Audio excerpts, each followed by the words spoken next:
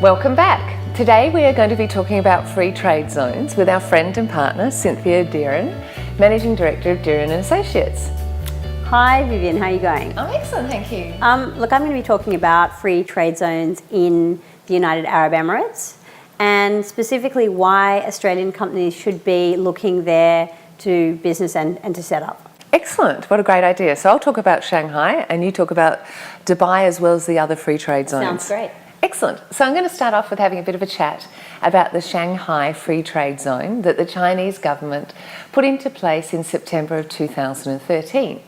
Now, the great thing is that there's already Australian companies and their banks operating within this free trade zone and really getting involved. And what's making them go there? China has relaxed its investment policies in a lot of the sectors that we care about. So, for example, that's finance, shipping, commerce, professional services, which I know you and I are both really interested in, and then culture, social services, insurance and legal services as well. Yeah. The Shanghai Free Trade Zone, in my mind, aims to really create a freer, fairer and more flexible investment climate. So they're doing things like, of course, the fiscal reforms, simplification of the administrative burden and a more competitive regulatory and tax policy. Okay, so I mean, the Chinese government's put this in place. Correct. What is the thinking behind setting up the free trade zone specifically? I mean, it's obviously about liberalisation, but what are they trying to do here? So I think what they're really trying to aim at here with the Shanghai Free Trade Zone is that it's like a pilot program, and what happens here is a place for the economic reforms and the policies to take place. For example, as I said, you know, the interest rate liberalisation, the capital account opening up. Its purpose is really to pave the way for the reforms throughout China. So they're doing it in a very controlled way within the Shanghai Free Trade Zone, but there's a lot of innovation and a lot of things happening, and that's going to then, throughout China, open things up for a lot of business. I think that the Shanghai Free Trade Zone is in a lot of ways opening up to China to the rest of the world. So that's a fantastic opportunity. And you know, when we think about China as a consumer economy, and we think about some of the things like, for example, the finance and service sector, amazing opportunities for Australian companies that I think was a hell of a lot of opportunity for exports. Now, in addition to this, the Chinese government is granting greater access for foreign companies. So, I mean, in terms of Australian businesses, what are the specific benefits? So some of the specific benefits of the Shanghai Free Trade Zone are the simplification of the processes for foreign investment enterprises, which is always a good idea, and the simplification for domestic outbound investment, and a more flexible system around business registration that saves investors from that capital verification process. And there's also the liberalisation of the interest rates, free convertibility of the RMB under the capital account, and then there's cheaper funding for companies within the free trade zone from offshore sources. Which is really interesting. So now there's the Shanghai Stock Exchange. So what that has happened recently is that they've been approved to set up an international trading centre within the Shanghai Free Trade Zone.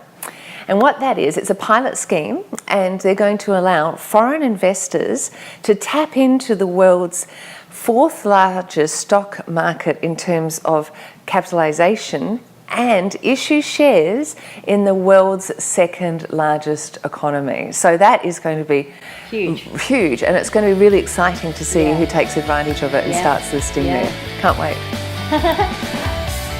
Now, Cynthia, you have done so much work and you've had so much experience within the Middle East. It's amazing what you've been able to achieve.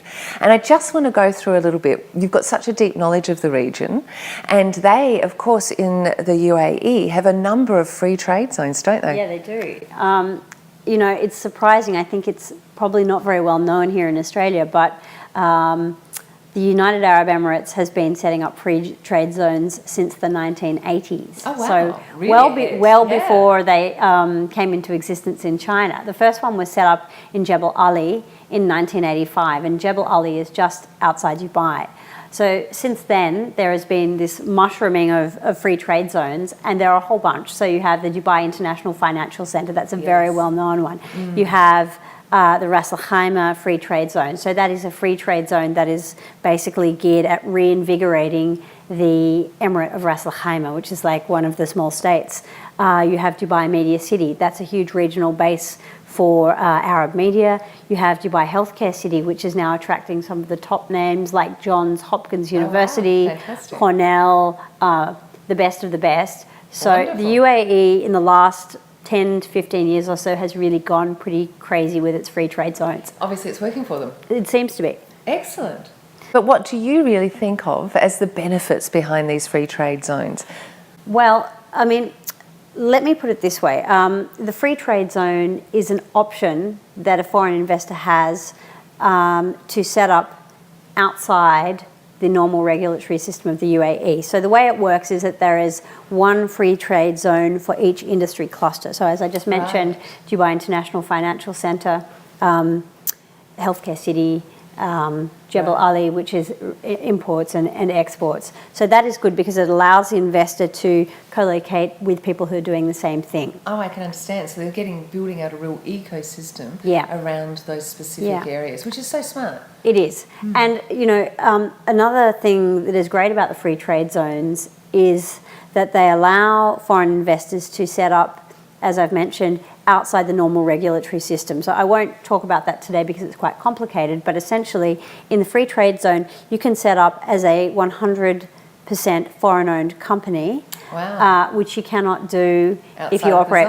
outside the zone. So that is a huge plus. Yeah, it is. It's a really good plus. Is there any disadvantages then? Well, look, it's not, I wouldn't say that it is all, you know, it is all roses because if you operate inside a free trade zone, technically at least, you cannot export to the UAE. You have to export only to foreign markets. Right. So it's a way of protecting the domestic economy. Right. And it is somewhat more expensive than setting up outside the free trade zone. But I think that the advantages far outweigh the disadvantages.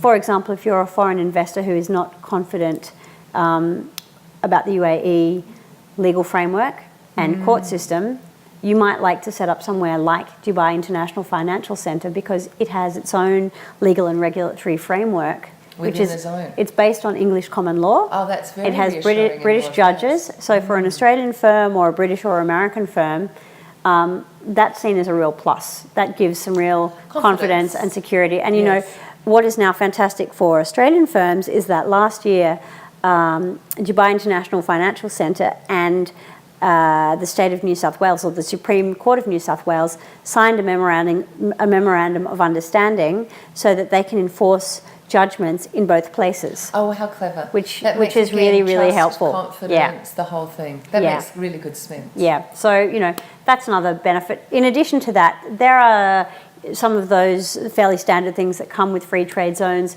You have, you know, the right to repatriate 100% of your capital. You have 100% exemption on taxes. You have exemption on taxes for materials that you import. Energy is very inexpensive within the free zone, so your setup costs are lower, even though some of your fees may be higher. And additionally, in the United Arab Emirates, you have access to a skilled workforce. Right. So it may not be as skilled, you may not be able to get people with some of the skills that you would get in Australia, but there are people with a high level of skill. And in fact, the cost of labour is so much lower that it makes manufacturing products very doable. So one incredible example is that some Australian firms are now manufacturing concrete in the UAE and shipping it back to Australia. Oh my goodness. Because it's much less expensive to do that than it is to actually produce it here and use it. Wow, how interesting. Yeah. And going back to, you know, how we spoke about how these free trade zones are really a great bed to try and break into the broader markets. Absolutely. So one of the things that we're seeing at Franklin Phillips is that within, if it's the Shanghai Free Trade Zone or if it's the Dubai Financial Free Trade Zone or wherever, that the banks themselves are needing to really scale up quite dramatically the people who are transaction and trade bankers as they follow their clients or even lead their clients to taking advantage of these areas. Yeah. So when you spoke about the skilled labour force that's needed at the ecosystem around this, we're certainly seeing huge growth opportunities. Absolutely. through Asia, Absolutely. Middle East. And, you know, in the professional services sector, for example, within the DIFC, the Dubai International Financial Centre, you have got you have a large number of the top Fortune 500 companies set up there, including all of the top 10. Wow, isn't it fantastic? Yeah. What a great opportunity. Pretty amazing place. Yeah. So, Cynthia, what you really specialise in, I guess, is sort of facilitating and making these trades happen with the Middle East. That's right. So commercial negotiations is what we do. Excellent. And with your experience, I'm sure that just comes how to, make all this happen. That's really important. It's having been there and having done it a few times, it certainly makes it a bit easier. Yes. And then we, of course, help with the banks and helping them to make sure they've got great trade finance and also transaction bankers to help facilitate the trades that you're making happen. Absolutely. So it's an end-to-end solution. It is, and a good combination. Absolutely. Thank you. Thank you.